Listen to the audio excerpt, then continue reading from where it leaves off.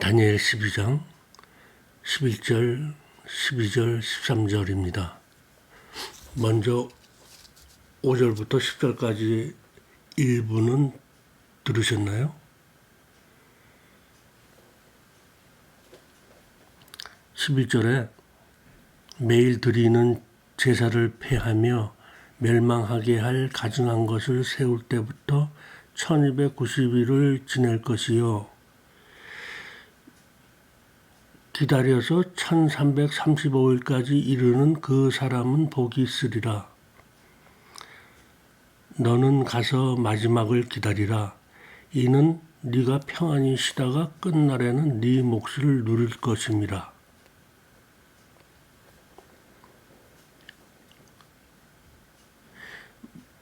매일 드리는 제사를 폐하며 멸망하게 할 가증한 것을 세울 때부터.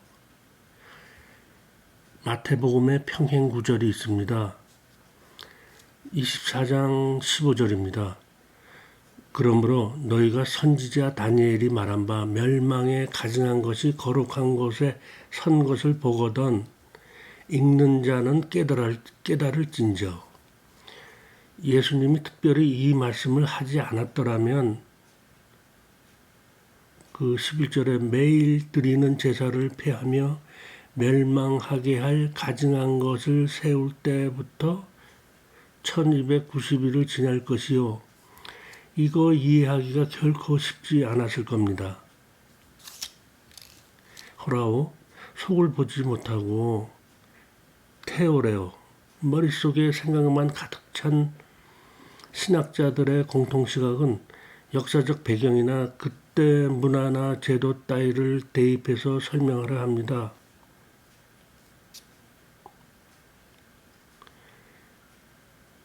멸망하게 하는 가증한 것에 대한 복음주의 주석 중 하나는 주전 168년에 안티오쿠스 에피파네스에 의해 세워진 제우스 올림피우스 재단과 예수님께서 예언하신 가증한 것과 유사한 상이 세워질 것이다.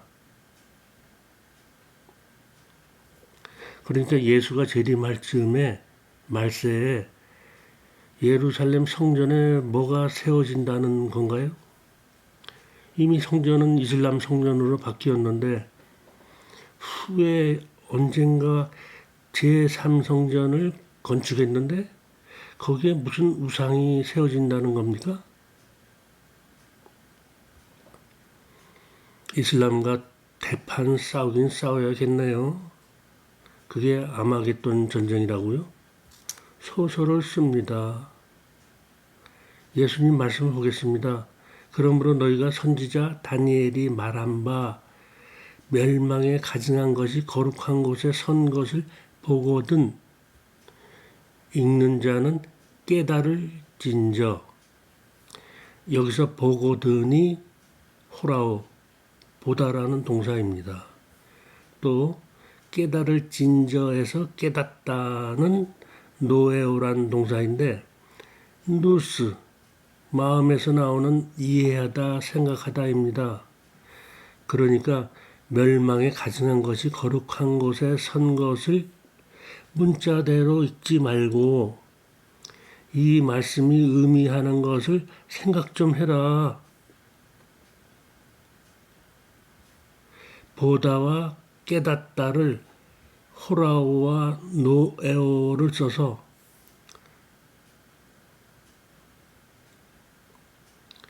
호라오 속으로 보고 노에오 속을 깨달아라 하는데도 길을 쓰고 겉으로 보고 겉만 알려는 것은 무슨 심보입니까? 신기합니다. 그 다음 절에요. 그때 유대에 있는 자들은 산으로 도망할지어다.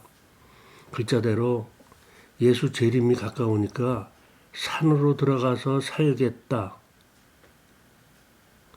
아는 LA에 사는 안식교인이요. 한국 시골로 들어가야 한답니다. 2030년에 예수가 재림한답니다. 골 때립니다. 말 같지도 않은 종파리들에게 붙들려 가지고 평생을 종순이 노릇하고 있습니다. 사람이 착할수록 종파리들에게 당합니다. 그러면 호라오 의미로 보겠습니다. 멸망에 가증한 것이 거룩한 것에 선 것을 보거든 어떤 우상이 어떤 우상을 성전에 세운다라고 머릿속에 그려지면 그게 문자대로 읽는 것입니다. 불레포하는 것입니다. 멸망에 가증한 것, 율법이 그러니까 멸망에 가증한 것, 율법이 데우스의 겉의 말씀이 거룩한 곳에 서 있다. 진리 위에 있다. 또는 진리를 가렸다. 겉옷과 속옷의 개념으로 이해해서요. 겉옷, 율법이 속옷, 진리를 감추고 있다.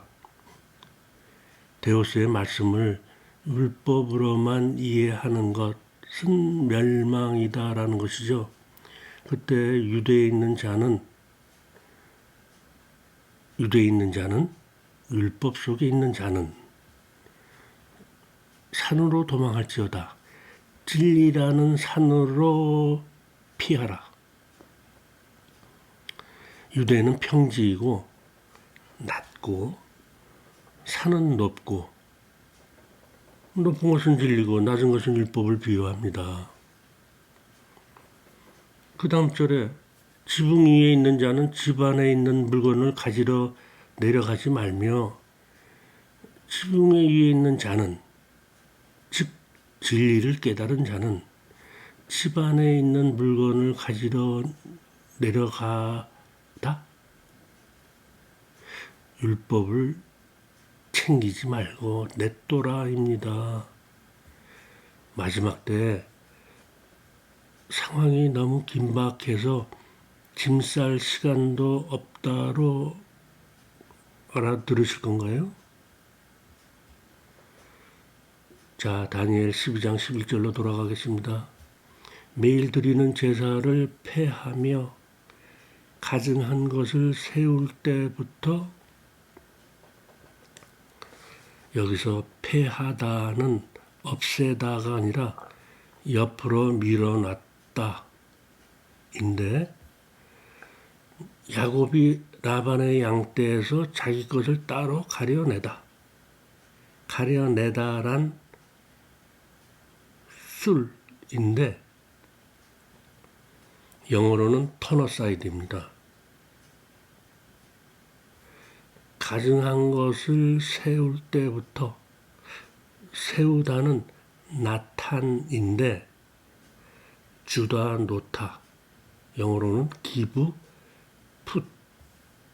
put인데 구약에서 한 2000번 이상 쓰였는데 세우다 스탠드의 의미로는 쓰여지지 않았습니다. 세우다 하면 뭘 세우다, 기둥을 세우다, 볼대를 세우다 그런 이미지가 들어오지 않습니까? 가증한 것을 준다입니다. 가증한 것을 세울 때부터는 가증한 것을 줄 때부터가 맞습니다. 직역하자면 레귤러리 하던 것은 제사가 되겠죠. 레귤러리 하던 것은 옆으로 밀어내고 터너사이드 가증한 것을 줄 때부터 1291이다. 호라오 속을 읽으면 이렇습니다. 하나님을 진심으로 섬기지 않고 가식으로 섬긴다입니다. 예수님의 버전으로는 바리새인의 외식을 주의하라.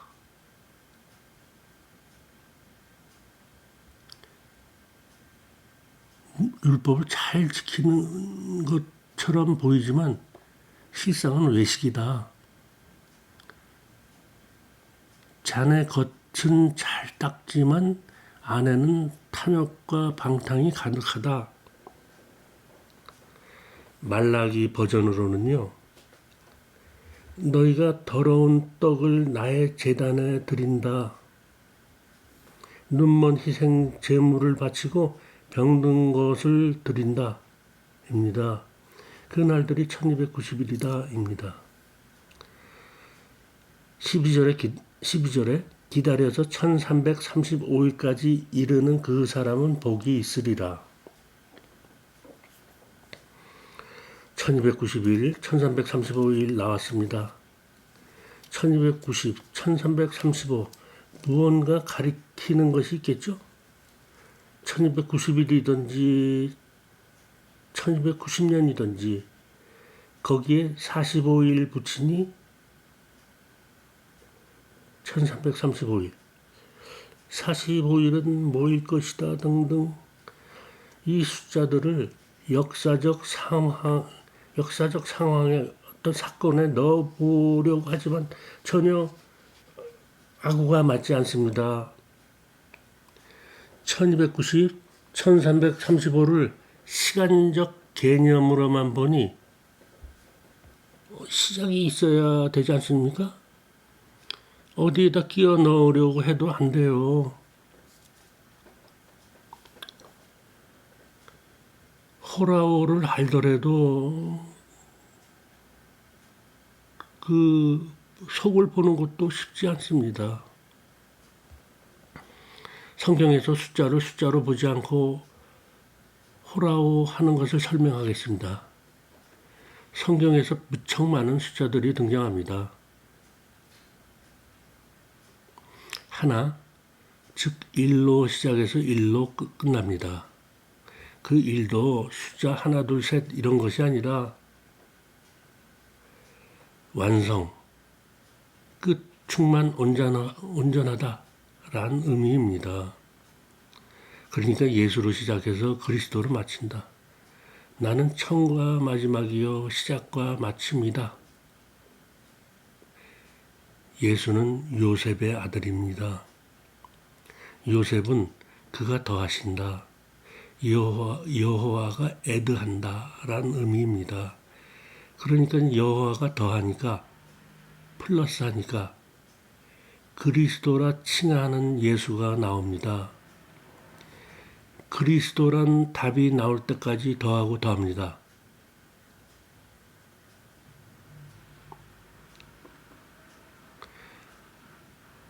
(1290을) 1 플러스 2 플러스 9 플러스 제로 하니까 12가 12, 12가 됩니다.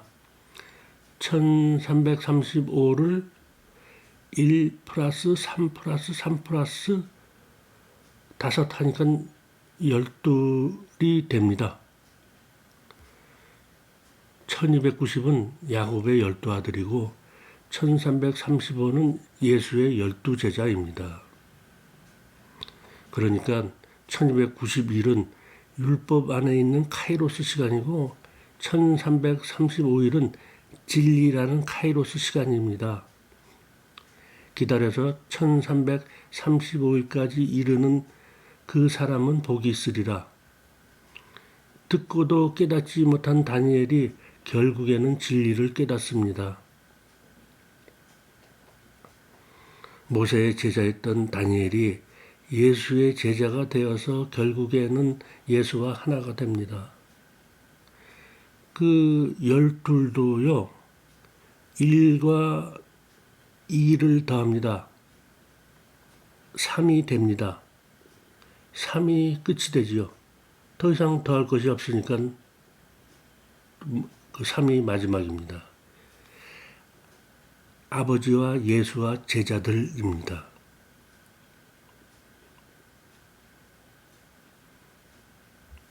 요한복음 17장에 아버지여 아버지께서 내 안에 내가 아버지 안에 있는 것 같이 그들도 다 하나가 되어 우리 안에 있게 하사. 아버지와 예수와 제자들이 따로 있다가 하나가 되는 게 아니라 원래 하나였는데 그 시대적으로나 지리적으로나 제자들이 흩어져 있다가 다시 모여 하나가 됩니다. 하나로 시작해서 하나로 끝납니다. 우리가 아버지에게서 나와 세상에 와서 다시 세상을 떠나 아버지께로 갑니다.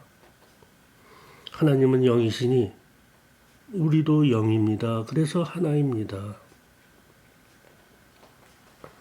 마태복음 11장 13절에 모든 선지자와 율법이 예언한 것은 요한까지이니 이게 매일 드리는 제사를 폐하며 멸망하게 할 가증한 것을 세울 때부터 1290일을 지내는 기간입니다. 율법 안에 갇힌 카이로스 시간입니다. 여하간 기다려야 합니다. 1335일까지 예수님의 말씀을 듣고 율법이 진리라는 것을 깨달을 때까지 예수가 십자가에서 죽어야 깨닫습니다. 그러니까 내가 예수의 제자가 되어 예수와 하나가 될 때까지가 1335일까지 이른다입니다. 1335일까지 이르는 데는 사람마다 다릅니다.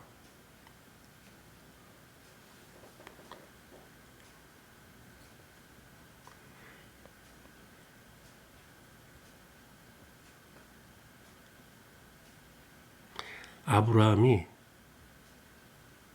나이 때 볼 것을 즐거워하다가 보고 기뻐하였다. 이게 1335일까지 이르렀다인데 크로노스 시간으로 따지면 얼마나 됩니까? 아브라함이 BC 2166년에 출생했으니 예수님이 십자가에서 죽을 때 나이가 33세로 보면 2166 플러스 33은 2199년 걸렸네요. 다니엘은 BC 605년에 출생했으니 638년 걸렸네요.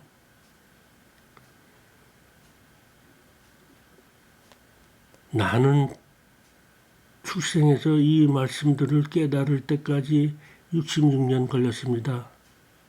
아니, 걸리고 있는 중입니다. 12절에 기다려서 1335일까지 이르는 그 사람은 복이 있으리라. 복, 무슨 복일까요? 마지막 13절입니다. 너는 가서 마지막을 기다리라. 이는 네가 평안히 쉬다가 끝날에는 네 몫을 누릴 것임이라. 이 절을 다 이렇게 생각합니다. 예수 재림 때 무덤 속에서 주님의 음성을 듣고 부활해서 천국에 올라가서 상급을 받는다. 그런데 죽었다가 언제 죽었든 상관없이 예수 재림 때 그 몸이 부활해서 공중에 들려 천국에 가는 겁니까? 아니면 죽으면 바로 심판을 받고 천국이든 지옥이든 갑니까? 그지 나사로와 부자 비유를 보면 후자가 맞을 것 같고 바울의 데살로니가 전설을 보면 전자가 맞을 것 같고 둘 다 맞는 겁니까? 우리 데우스의 자녀들에게는요, 둘 다 틀립니다. 13절에 마지막과 끝날은, 마지막과 끝날에는 그리스도가 내 마음의 문을 열고 들어오는 때입니다.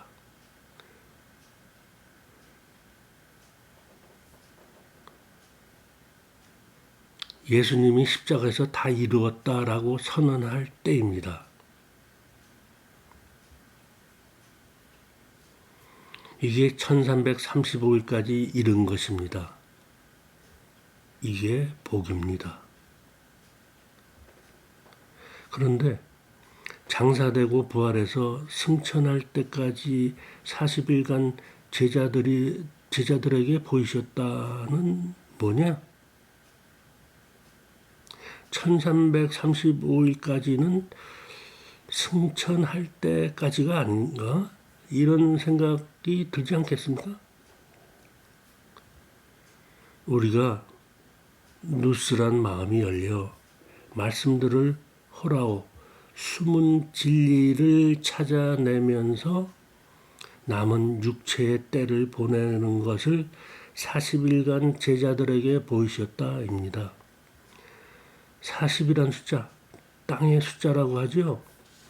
그러면 하늘의 숫자는 뭐죠?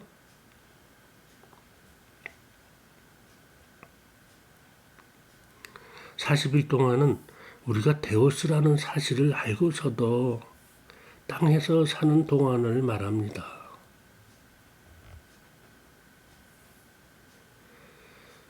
숫자를 호라오 하는 연습은 다음에 해야겠습니다. 아니, 150 하나만 더 할까요? 복음서에서 숫자는 별로 없고 153이 대표적인데요. 베드로가 금을 내려 잡은 큰 물고기 숫자죠. 저번 유튜브에서 153은 베니하 엘로힘, 엘로힘의 아들들, 하나님의 아들들의 숫자값이라고 했었죠. 자, 요셉의 아들 예수란 공식을 씁니다. 그 공식을 써서 그리스도란 답을 나오게 하면 됩니다. 153, 1 플러스 5 플러스 3은 9입니다. 9는 율법입니다. 2를 플러스해서 10을 만들어야 합니다. 1은 진리의 0입니다. 10은 1 플러스 0 하면 1입니다. 그래서 1과 10은 같습니다. 똑같은 1입니다. 예수님이 베드로에게 지금 잡은 물고기 좀 가져오라 하죠. 숯불을 피워놓고 구워 먹으려고 말입니다. 숯불에 구워 먹을 생선은 누구입니까? 하나님의 아들들, 우리들입니다. 굽기 전에 생선은 율법이라는 생선이고 불에 구워진 생선은 진리를 비유합니다. 그러니까 우리가 율법이었다가 진리가 되는 얘기입니다. 우리는 불에 구워져야 합니다. 성령이라는 불로 침례받는 것입니다. 이게 153을 호라워하는 것입니다. 부활한 예수 그리스도가 우리를 먹어버리면 우리는 그리스도와 하나가 됩니다.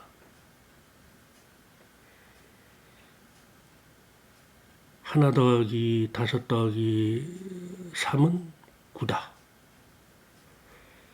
율법을 플러스 1 성령 진리의 0으로 보면 플러스 1을 하면 10인 율법의 마침 그리스도가 됩니다. 율법의 마침은 그리스도다.